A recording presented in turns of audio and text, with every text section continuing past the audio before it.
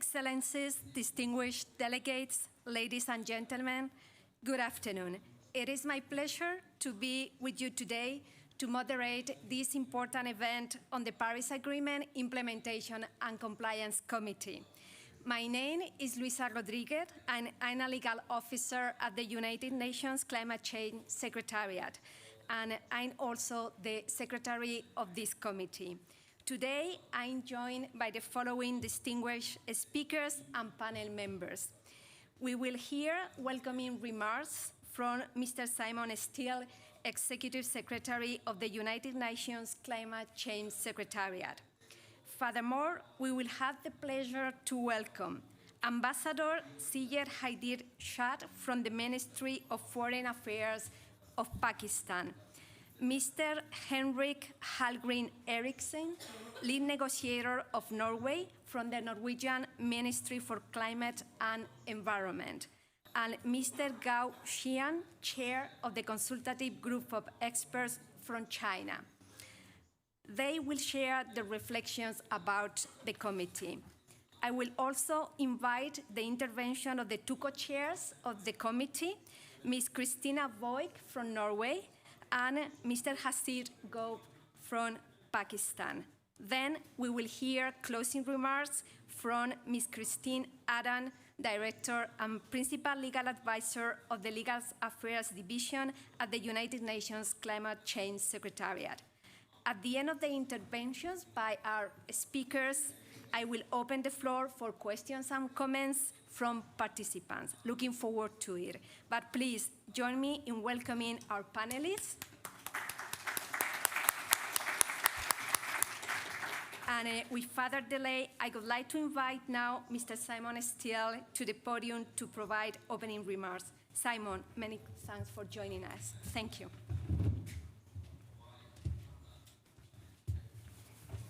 Thank you, Luisa. I'm afraid I'm going to have to deliver my remarks and run, so apologies in advance. So, Excellencies, distinguished delegates, ladies and gentlemen, let me start by thanking the co-chairs of this committee, Christina Voigt and Haseeb Gohar, for bringing us together at this important event.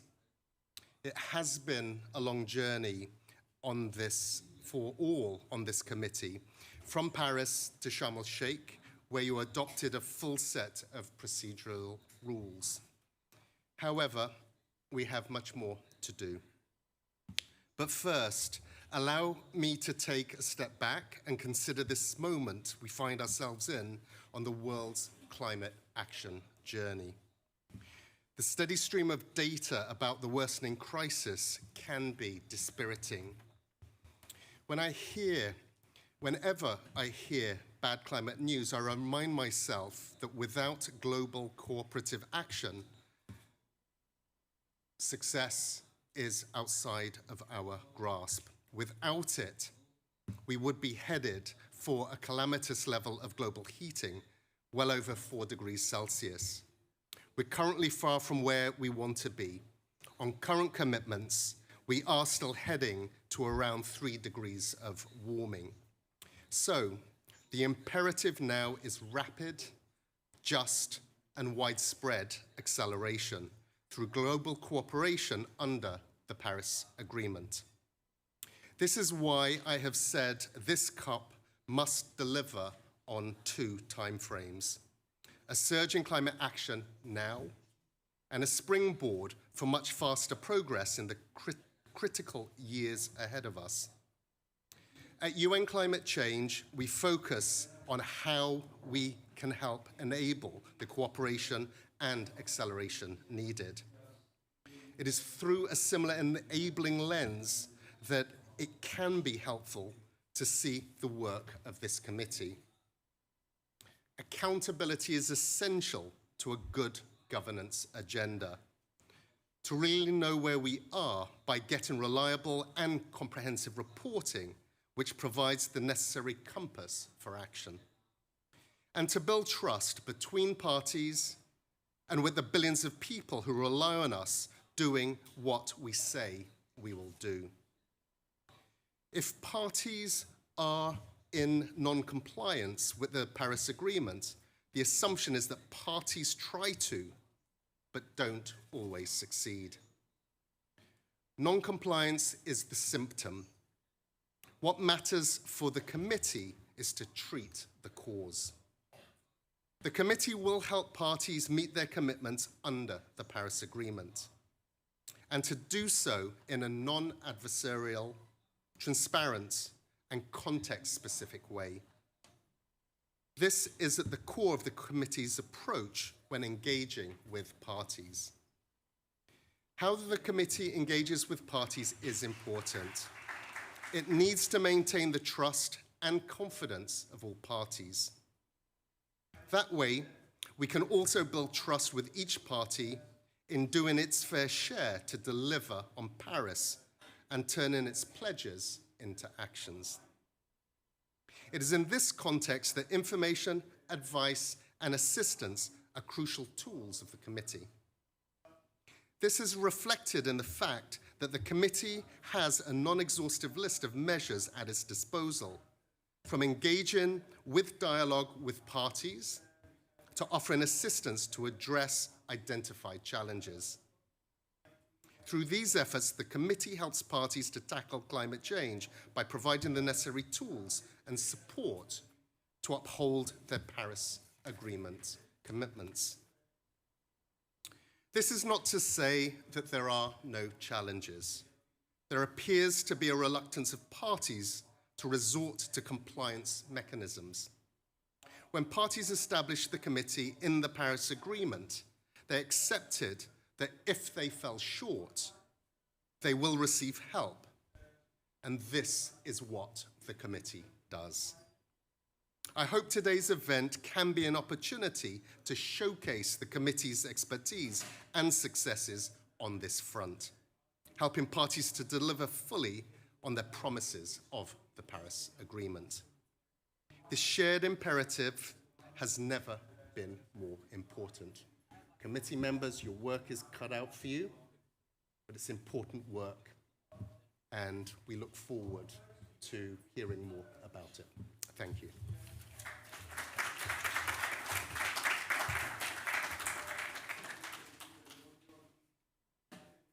We would like to thank you also, Simon, for having joined us at this event.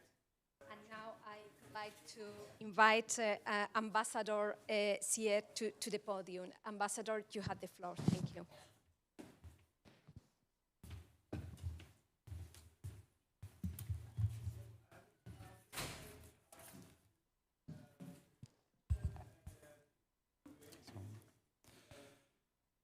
Thank you, honorable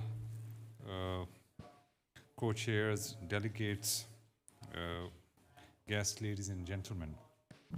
I wish to begin by congratulating the co-chairs and the Secretariat of the Paris Agreement Implementation and Compliance Committee for organizing this event, which has brought together dignitaries and officials and intellectuals from diverse backgrounds.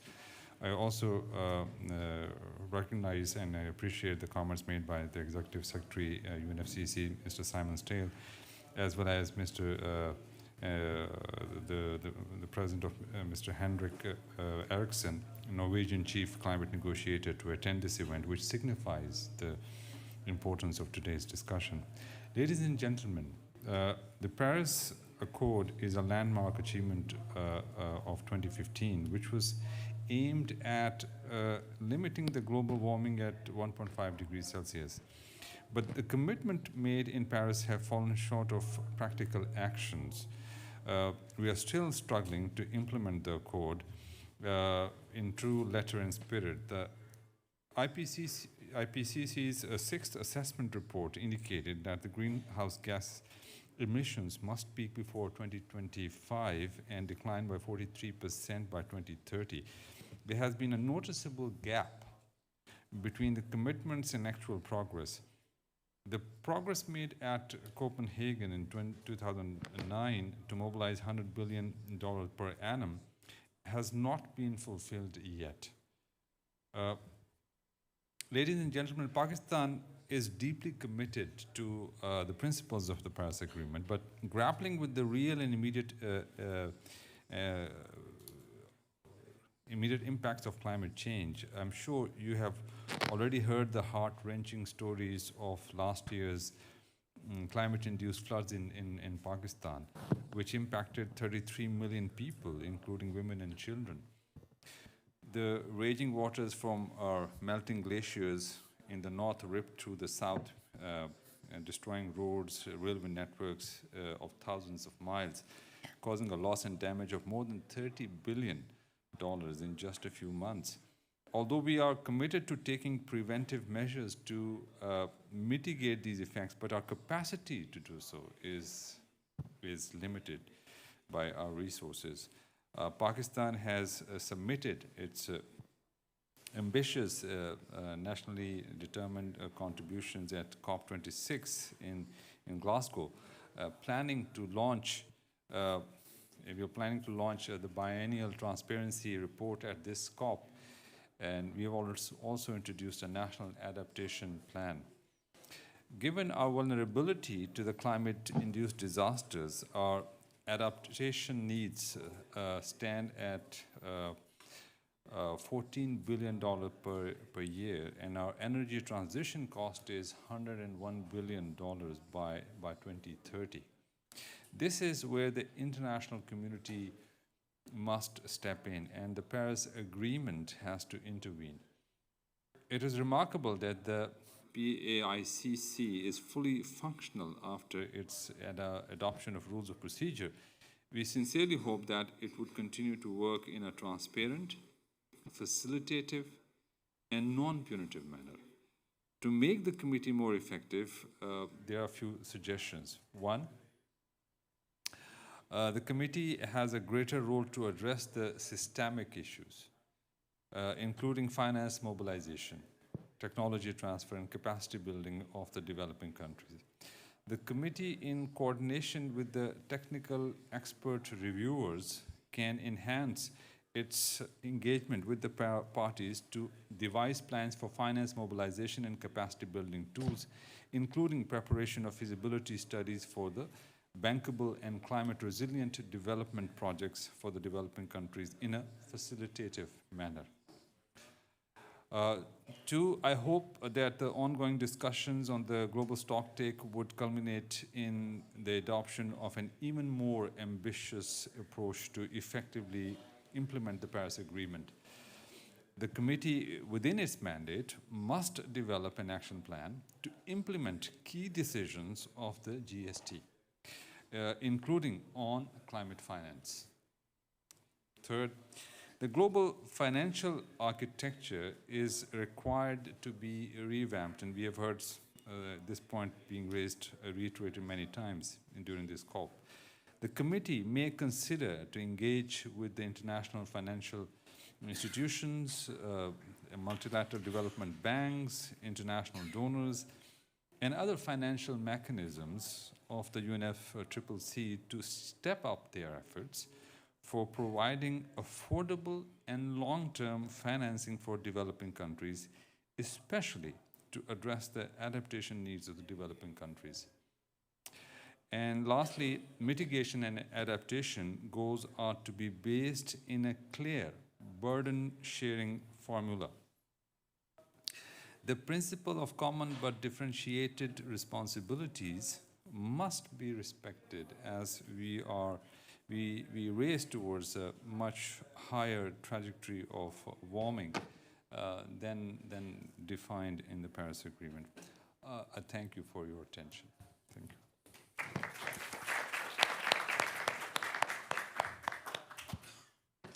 Thank you, Ambassador, for your remarks and suggestions. And now I would like to invite Mr. Henrik Eriksen to the podium. Thanks.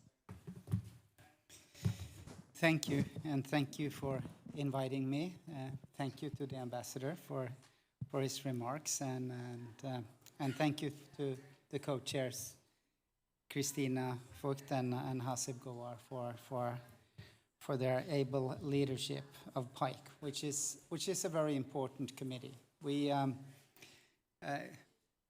looking back to the negotiations when we adopted the Paris Agreement, there was quite a heated discussion on the role of a committee to facilitate compliance and implementation, and some views that this would be somehow disencourage engagement with the agreement, others arguing that this was important to both have authority to the agreement, but also have a concrete role in helping parties with their implementation. And today, looking back, this discussion seems a bit odd because it's clear that it was a very right and good decision, and that it has a key role in helping parties in implementing their obligations and facilitating implementation. So, and at this COP we have the global stocktake. So we're in Paris when adopting the agreement. We knew that ambition would not be sufficient through the then current NDCs and through other pledges of both finance and ambition and cooperation in adaptation. So Article 14 in the Paris Agreement that set up the global stocktake foresaw that, and that you would need a mechanism to ramp up ambition and or to have a dynamic system where you do more. And this is happening at this COP. So this is the time where parties assess progress, look at the gaps, and decide how are we going to credibly respond, what is our roadmap to get on track. And we have the tools in the Paris Agreement. It's the NDCs, it's the adaptation communication, it's the 9.5 communication, and it's also reporting. And all of these tools are directly linked to the activity of PAICC.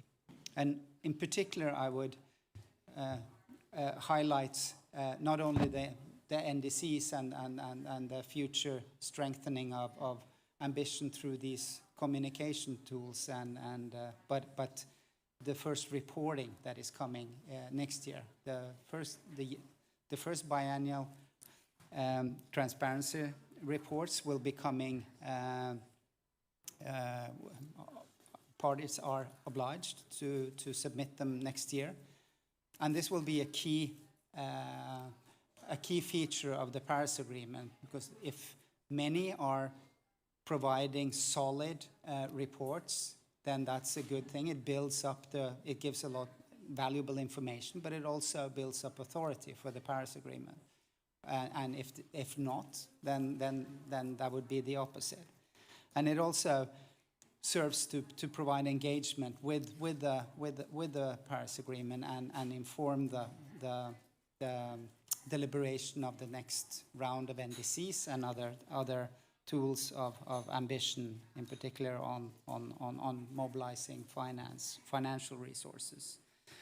And the challenges are huge. So, and I think Ambassador Syed Haider Shah, when he pointing to the experiences in Pakistan, shows the urgency and the magnitude of the challenge. And all these issues are not to be solved by countries alone, but through international cooperation, and Paris Agreement is instrumental to that. And so the role of, when the reports come in and when we're looking to have NDCs and other instruments, having a body that looks to help parties in their compliance and facilitation will be key. Also, both in providing help, but also in having a bit of a weight in their engagement when parties do not follow up on the mandatory obligations in the Paris Agreement. And reporting is a mandatory obligation, just as is submitting and maintaining an NDC and providing 9.5 communications. So we look forward to this crucial role that the PAICC will have. It's part of what will make, it's part of the delivery and the follow-up of the global stocktake that in this journey to increased ambition, and we're glad to both have the committee and the able competence and leadership of that is in the committee. So thank you.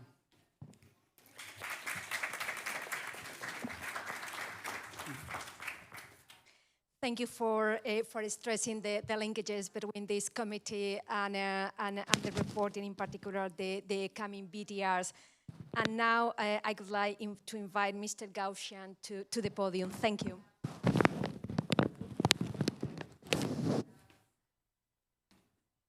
Thank you, also Henrik and distinguished participants. My name is Gao Shian, and I currently serve as the chair of the CGE, the consultative group of experts. And the CGE is the sister constitutive body of the PAICC, but I guess we are the elder sister because we are established in 1999. So maybe the oldest one under the UNCCC. So main function of the CGE is, this is a main channel for the provision of technical assistance and also support to developing countries in fulfilling their reporting requirements in the in relation to the MRV, which is a monitoring, reporting, and verification system under the UNCCC, as well as the enhanced transparency framework under Article 13 of the Paris Agreement. I think previously, both Ambassador and Henrik also already mentioned the relationship between the transparency, especially the Article 13 reportings with the PAICC. So for us, if you have the time, you can also read the paper jointly published by Christina and me, elaborated on the relationship on that. So if you read the decision 20 CMA1, you will see there are 4 situations that will trigger the consideration of PAICC. And among 4 of them, 2 are falling into the category of Article 13 reporting and other activities. The first one is about the BTR, as just now both of them has mentioned, the biennial transparency report, which is a mandatory requirement for all parties. And the due date for that is next year. The December 31st, 2024 is the due date for every country, every party to submit their first BTRs, and this is mandatory. However, bear in mind that for LDCs and seeds, they may submit their BTRs at their discretion. This is also in the decisions. And the second point is to participate in the FMCP, what we call the Facilitative Multilateral Consideration of Progress. Although we don't have a deadline for that, but this is also the mandatory requirement. During the work of the CGE, we have consulted with several stakeholders, especially because for most of the developing countries, when they prepare for their BTRs, they will apply funding from GEF and from, for example, support from UNEP, UNDP.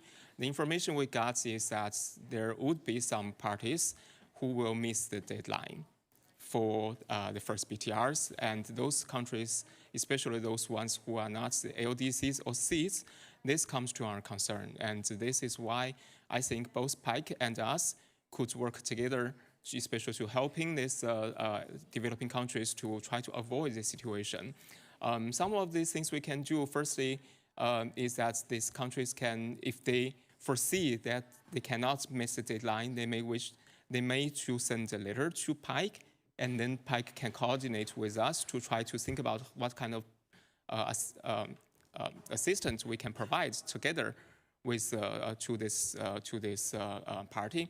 And also the parties, especially developing country parties, because we are supporting developing country parties, can go to the website of the UNCCC.int/CGE to find a lot of the tools that we can provide support. Especially every year we are conducting the regional hands-on training, and we have completed the hands-on training on the module of mitigation as well as adaptation. And next year, most likely, we will focus on how to use the electronic reporting tool. So that is a must using thing, and we will try to support the developing countries for doing that. So I think without further ado, I will just try to conclude, say that both PAICC and the CGE is there, and we are ready to support developing countries to help every party to meet their obligations under the Paris Agreement. And we think that we are not going to try to criticize anybody, just to help every party to avoid the non-complex situation and to have everyone to comply with the Paris Agreement and with a very successful future. Thank you so much.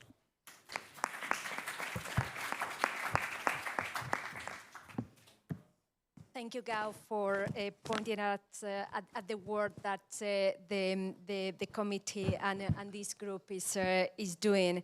And now I would like to invite the co-chairs of the committee, Christina and Haseeb, to present their remarks. Christina, you have the floor, followed by Haseeb. Thank you.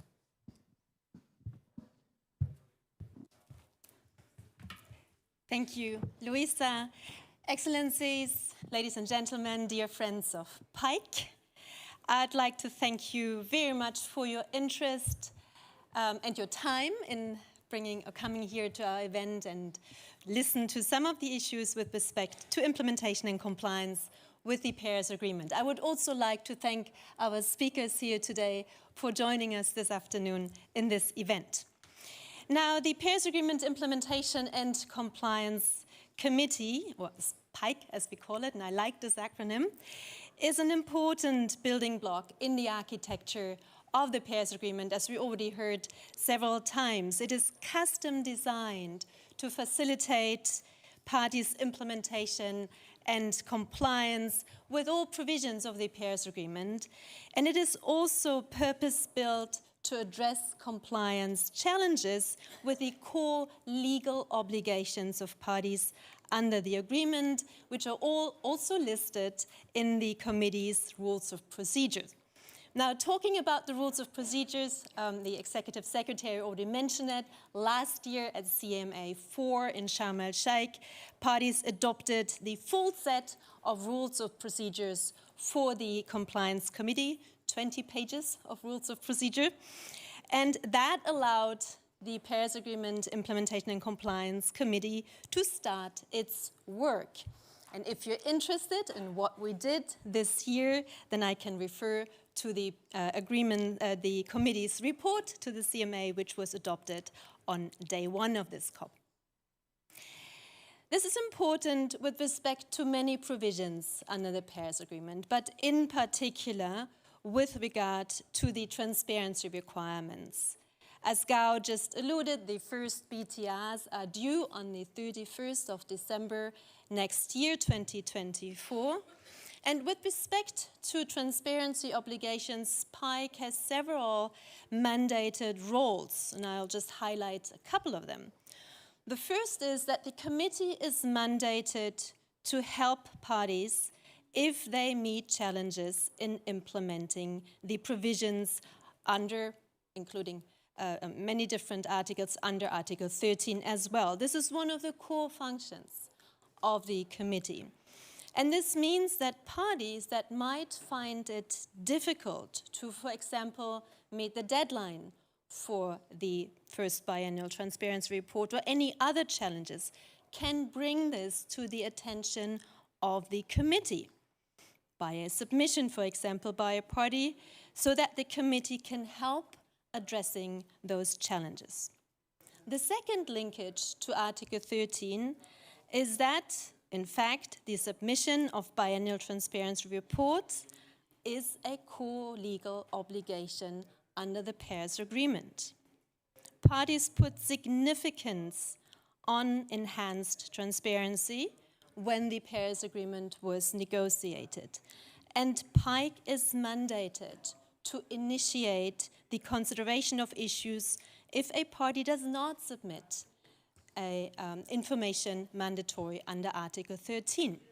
This means that the committee has no choice but to react in a facilitative manner by reaching out to the individual parties if a BTR is not submitted.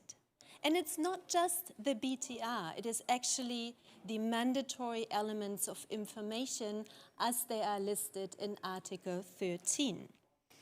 These are the national inventory reports, either as part of the BTR or as a self-standing report. These are the information on tracking progress in implementing and achieving the NDCs, and this is information for developed country parties on finance, technical transfer, and capacity building.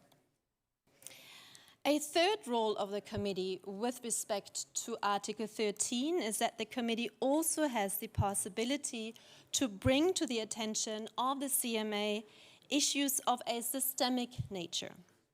For example, if many parties are not able to meet the BTR deadline, the committee might alert the CMA of that challenge and could eventually even bring recommendations to the attention of the CMA.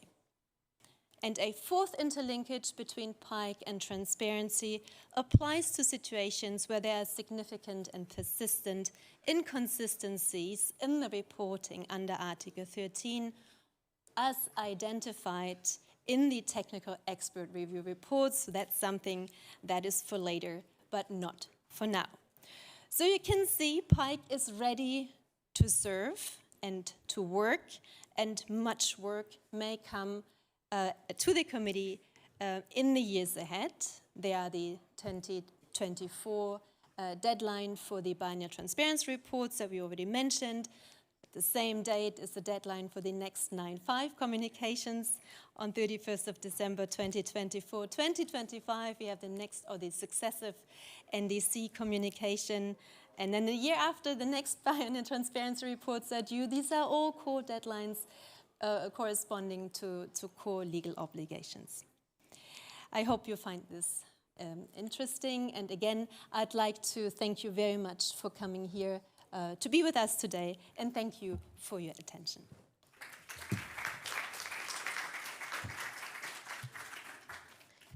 Thank you, Christina. And now, Haseeb, please.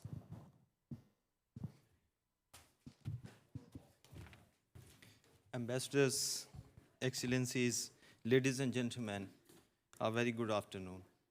Let me convey my deep appreciation and gratitude to Mr. Simon Stiell through Christine for joining us today, and it was a great honor for us that he has spared time and shared his views. And also Mr. Henrik, Eriksen, Chief Climate Negotiator from Norway, Gao, and other speakers for participating over here.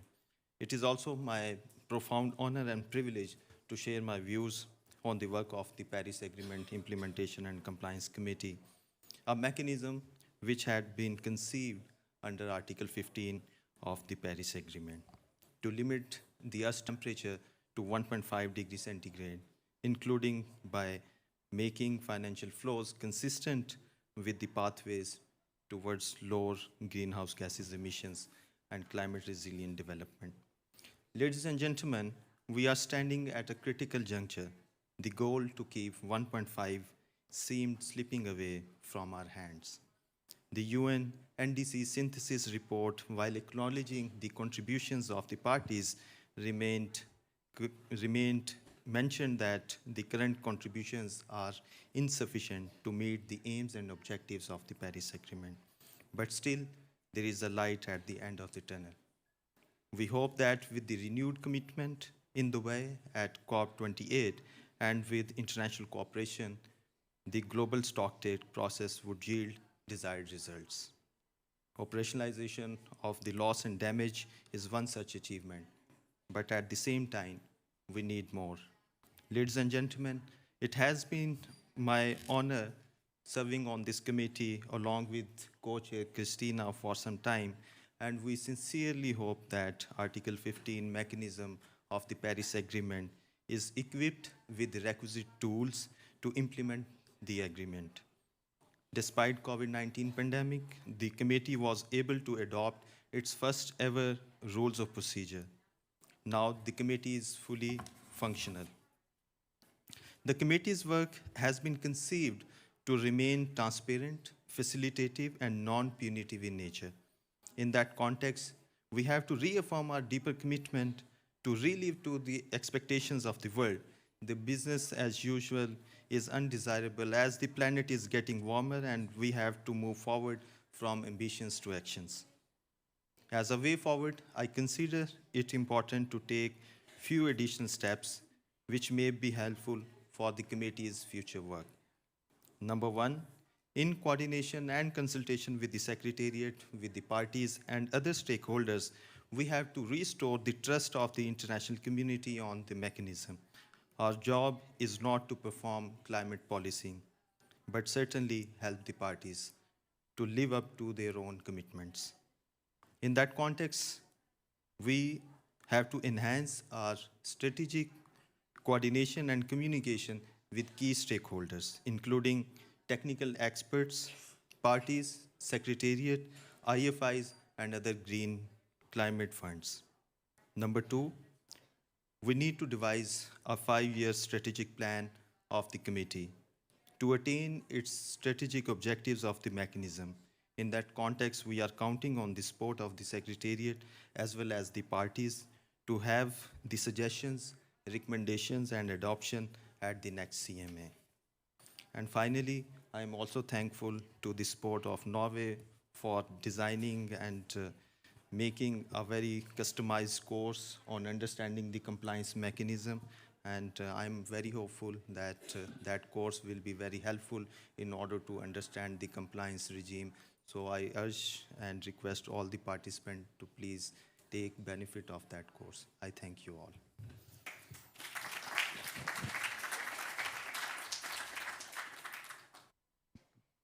Thank you, co-chairs, for this insightful presentation on the role of the committee. And now I invite Ms. Christine Adam to the podium to share her closing remarks. Christina, thank you for joining us. Thank you. Excellencies, distinguished delegates, ladies and gentlemen, I'm pleased to be here today with you. And as already noted by our panelists, this is an important event for the Paris Agreement Implementation and Compliance Committee, also known by PAICC. And last year at the COP27 PAICC event in Sharm el-Sheikh, we gathered with the co-chairs of the committee, with Christina and Haseeb, to discuss the operational framework of the committee. And this year, with the rules of procedure adopted at COP27, this event is an excellent opportunity to reflect on good practices as the committee continues to work in supporting parties in meeting their commitments under the Paris Agreement. Allow me to offer some reflections before the floor is open for questions to our panelists. The Paris Agreement is here to be implemented and to be complied with. And in this, the committee has an important role in facilitating implementation and promoting compliance with the Paris Agreement. You have been already introduced to the key measures the committee may use to support the parties.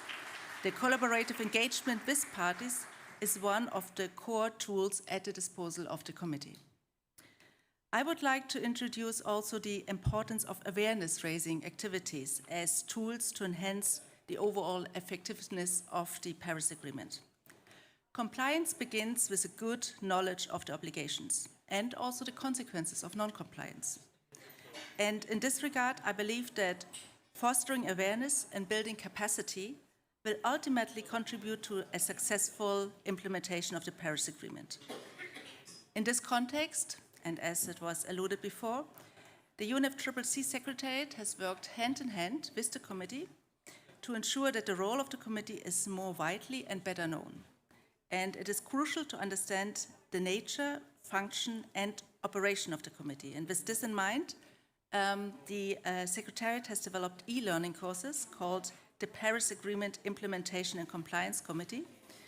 And by now we have over 500 participants who have already taken that course, and I would invite everybody here present and beyond to also take that course and benefit from it. This is available free of charge at the Informea, that is the United Nations information portal on multilateral environmental agreements, and also available at the UNCC Learn, that is the UN Climate Change Learning Partnership. This capacity building initiative as this event here today constitutes one vehicle to increase the understanding of the facilitative role of the committee in assisting parties in meeting the objective under the Paris Agreement. The committee is ready to offer its expertise, assistance and advice to parties, and in doing so will contribute to the enhancement of the transparency and accountability mechanism of the Paris Agreement. With this remark, I wish you a fruitful discussion, and I thank you for participating.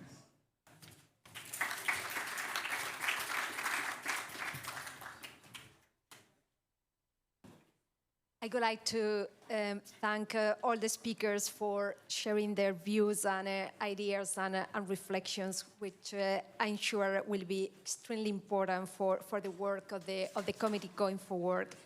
And now I would like to open the floor to participants for comments and questions for our speakers. And please raise your hand and introduce yourself and pose your question to our panelists here. Thank you. Thank you. In the context of climate law and governance, which is evolving obviously based on the Paris Agreement thing, my question is, what are the guiding principles you are following in terms of implementation and compliance, especially the principle which has been highlighted by the Honorable Secretary, is the common but differentiated responsibilities, and along with these, the differential treatment considering the burden of the developing countries. So how these two principles you are, applying and following, and whether, these are bringing any effective outcomes in the context of climate change. Thank you.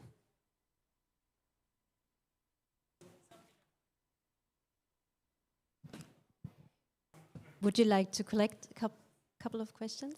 As you feel more comfortable, maybe we can collect a couple of questions and you respond to the questions. Thank you. I'm Sanjeev Chadha. I'm the Vice Chair of the Pacific Institute. And my question is, this committee obviously has a critical role. What are the tools that this committee is empowered with to ensure accountability and to push accountability amongst the parties and countries? And do you folks feel that those tools are sufficient to be able to deliver on that?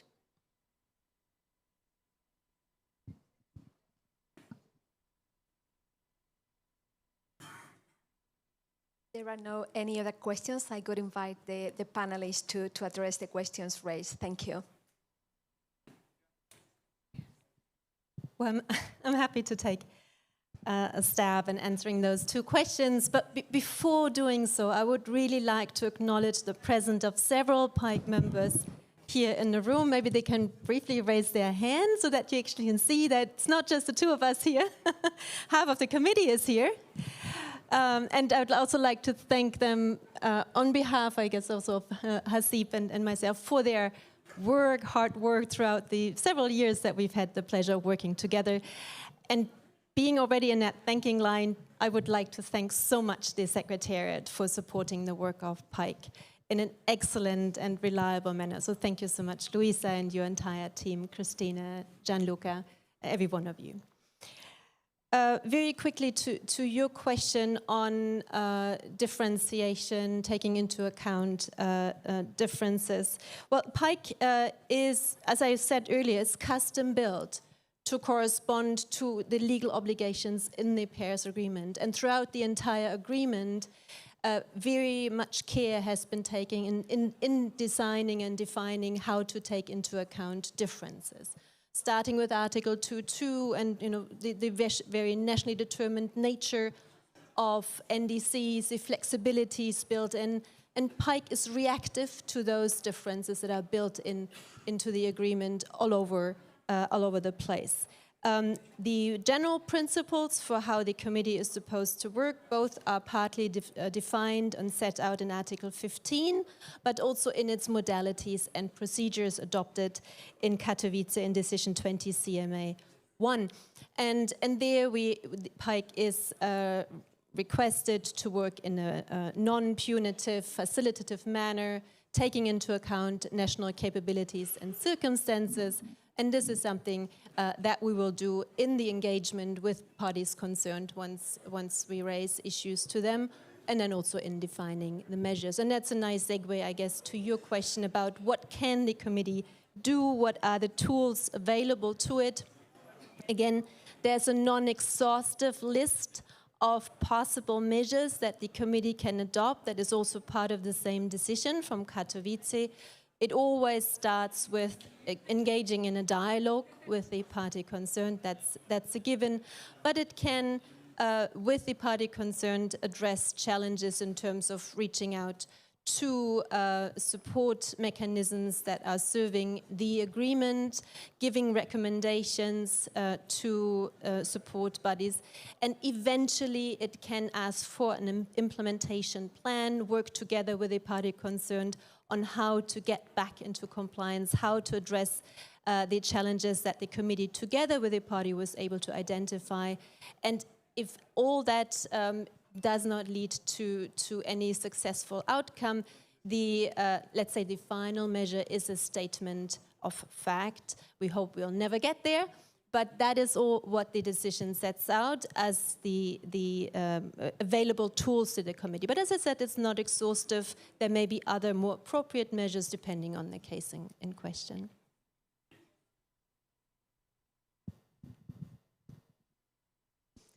Any additional questions or remarks from our members and alternate members also of the committee?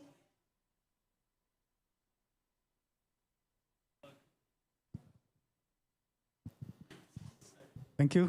And yes, it has been, well, I'm Edgar Fernandez. I'm an alternate member of the committee from Costa Rica. And I wanted to express first that it has been a great honor to work under the very able guidance of our co-chairs and working with the secretariat also, that helps us a lot. I just wanted to highlight also, again, this non-punitive nature of the committee and the facilitative nature. We are not a court, so we're here to help parties, to assist parties in complying and implementing the provisions of the Paris Agreement. Also, very important, we have to act in a very transparent way. And for that, also, we have to report to the CMA every year at the end of the year. Also, very important, as was already mentioned here, the committee plays a very important role as part of the ambition mechanism or the ambition of the Paris Agreement. Most of the obligations of the Paris Agreement are procedural obligations of submitting communications and reports, and like the NDCs, the PTRs, and all these are very important for the implementation of the agreement, for taking into account this information in the global stocktake. And so the committee, in helping parties with these obligations, plays a very important role as part of the ambition mechanism. And finally, just to say also, to distinguish, so we have we can help parties to in, for example, the difficulties they can have in meeting their obligations to submit communications. But there is always also one way also, or one situation in which the committee can also take a look at information inside one of these reports, and is on the biennial transparency reports. This is the only the only situation in which the committee can take a look at it to see if there are consistent and persistent inconsistencies. And so I will leave it there. Thank you.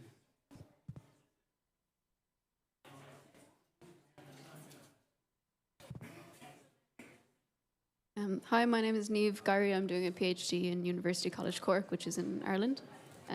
My question is, do any of the speakers have a view or comments on the proposed fossil fuel non-proliferation treaty that is said to complement the Paris Agreement and could be used as a means of enhancing state accountability and accelerating the phase-out of fossil fuels?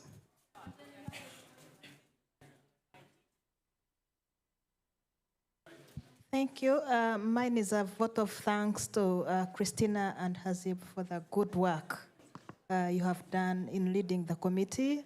I am part of the committee. I represent LDCs, and they have done a great and commendable job. Christina has already stated that next year we are going to start on BTR, and I welcome the move, and I look forward to the work during the next year. Thank you. Thank you, Nith. If no further reflection, this is we need to close in a couple of minutes.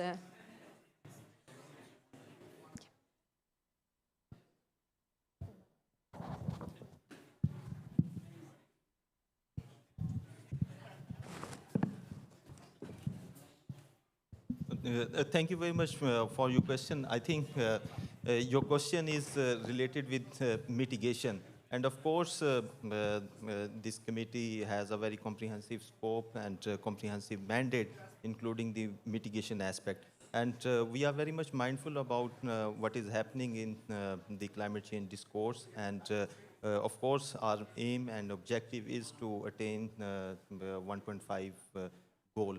And I think this is where the committee has a role.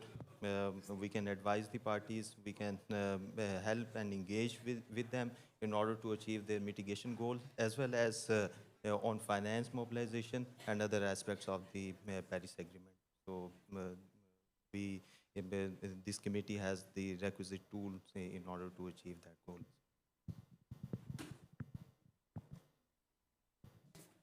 And I'm afraid that is all the time that we have. And thank you to our speakers for their informative, engaging, and thoughtful discussions. And we could like also to thank the audience for the questions, the remarks, and for contributing to this discussion. Thank you to you all for joining us in this important event for the committee. Thanks.